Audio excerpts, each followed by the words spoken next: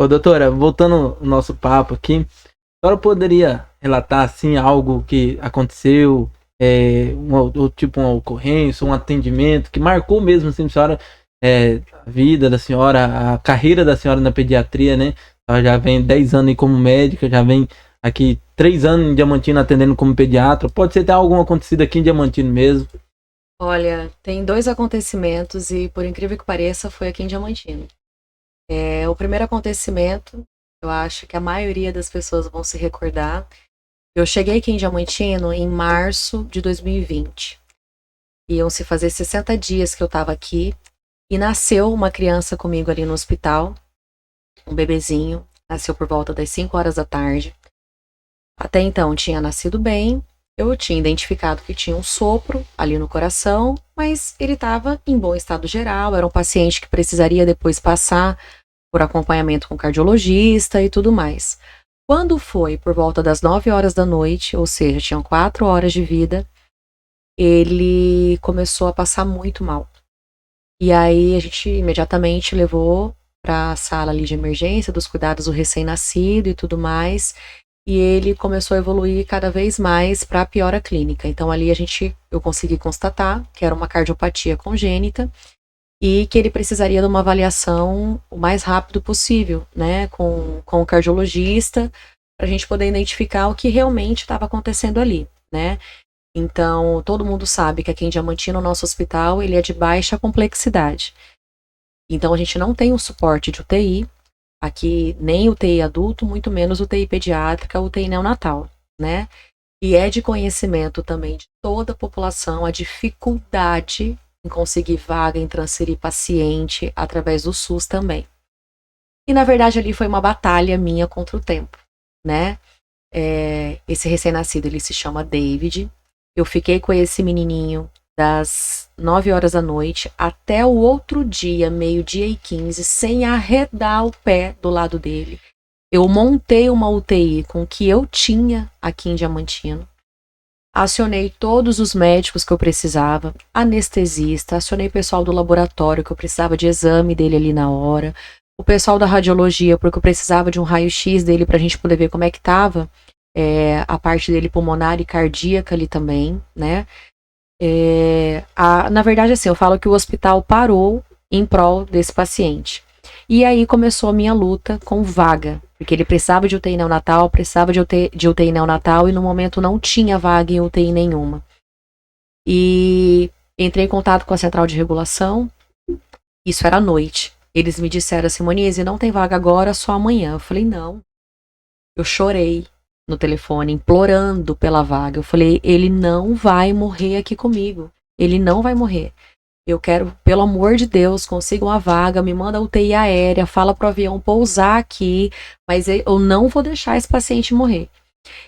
Inclusive, eu fui até interrogada, que falaram bem assim pra mim, não, deve ser uma desidratação, faz um sorinho nele. Você tá no interior, né? E normalmente eles falam, médico de interior não sabe nada. Olha, mas me dá uma raiva isso. Enfim, continuei implorando pela vaga e tudo mais, não tinha. Eles alegaram na época que a UTI aérea não podia pousar, porque o nosso aeroporto aqui não era iluminado, né? Então não tinha como o avião pousar. E de ambulância terrestre esse paciente não aguentaria. Surgiu uma vaga na parte da manhã para Rondonópolis para esse paciente. Só que de ambulância terrestre ele não aguentaria chegar, fazer o trecho de Diamantino para Rondonópolis. Ele iria morrer no meio do caminho. Fiz relatório escrito, fiz relatório digital, mandei no e-mail de todos os médicos que vocês imaginarem, mandei para todos os hospitais, mandei para a central de regulação, mandei para os cardiologistas que eu conhecia. E graças a Deus, o doutor Alessandro Gonçalves, cardiologista pediátrico lá em Cuiabá, trabalha no Júlio Miller, aceitou a vaga. Aliás, liberou a vaga e aceitou o caso desse paciente. E quando foi por volta das 11 horas, eles conseguiram liberar a UTI aérea para poder vir aqui para Diamantino. Eu nunca vou me esquecer, teve uma pessoa que falou bem assim para mim no telefone. Nossa, mas você sabe há quanto tempo que não pousa um avião, uma UTI aérea em Diamantino? Você não vai conseguir. Eu falei, eu vou conseguir. Você não conhece o meu trabalho e essa UTI aérea vai pousar aqui. E graças a Deus, porque se não fosse ele, nada disso seria possível, né? A UTI aérea pousou aqui, nós colocamos esse paciente na incubadora, foi feito o transporte, o médico acompanhando, veio a equipe toda de Cuiabá. Quando ele chegou em Cuiabá, o doutor Alessandro o avaliou, esse paciente permaneceu em UTI durante um tempo. O caso dele era uma transposição de vasos, que a gente fala, uma cardiopatia congênita grave. Aqui em Diamantina a gente não tinha a medicação que ele precisava usar, que era a prostaglandina. Eu entrei em contato com todos os municípios ao redor. Arenápolis, Hortelândia não tinha essa medicação, somente em Cuiabá. Então, por isso, a minha luta ali contra o tempo, porque ele tinha que fazer essa medicação, senão realmente ali o forame, o buraquinho ali no coração iria fechar e não teria mais o que fazer. E graças a Deus ele chegou lá em Cuiabá, ele foi encaminhado para Rio Preto, porque em Cuiabá a gente não tinha equipe para poder operar esse paciente. Ele foi para Rio Preto, ele permaneceu internado durante 4 meses. Ele só foi conhecer, graças ao bom Deus, esse paciente está vivo. Hoje em dia ele é meu afilhado, eu o batizei.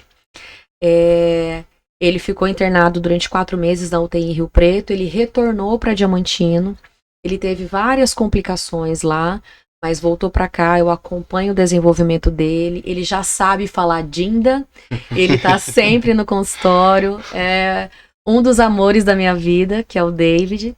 Então esse foi um caso que me marcou muito, né? E o outro caso foi a descoberta de um tumor renal, de um outro paciente aqui de Diamantino também, que é o tumor de Wilms, que é um tumor raro, porém de uma incidência muito grande na faixa etária pediátrica. E esse paciente, ele já tinha ido por volta de 5 a 7 vezes no pronto atendimento, em outros municípios. Já tinha procurado as unidades básicas de saúde e não descobriam até então o que esse paciente tinha. Até que ele foi na unidade do Bom Jesus. Na época era a doutora Larissa, uma grande amiga minha, que hoje não tá mais aqui em Diamantina, ela tá morando em Rondônia. Um beijo, Lari. E ela o encaminhou para mim. E aí, quando eu examinei esse paciente, eu senti que tinha uma massa diferente no abdômen, e a mãe pegou e me relatou que ele vinha aumentando de peso, que ele estava ficando inchado, muita dor abdominal. Quando eu pedi a tomografia do abdômen, veio ali constatado um tumor renal. Imediatamente nós encaminhamos ele para o Hospital do Câncer, fez todo o tratamento, ele terminou as sessões de quimioterapia, tem menos de 6 meses, tá vivo, graças a Deus também, e tá fazendo acompanhamento com a doutora Sueli, que é um oncopediatra lá em Cuiabá. E eu sempre falo com a mãe, sempre mando mensagem, sempre pergunto, e aí, como é que tá por aí? Tá tudo certo? Não, tá tudo certo, doutora. A gente tá indo pra Cuiabá, tá indo fazer a sessão da quimio, mas aí no final de semana a gente volta. Então, assim, foram 2 casos que me marcaram muito, né? E que, assim, na verdade, foi por muita insistência e por muita luta minha, né? Que a gente acabou conseguindo fechar o diagnóstico desses 2 pacientes e, graças a Deus, estão vivos.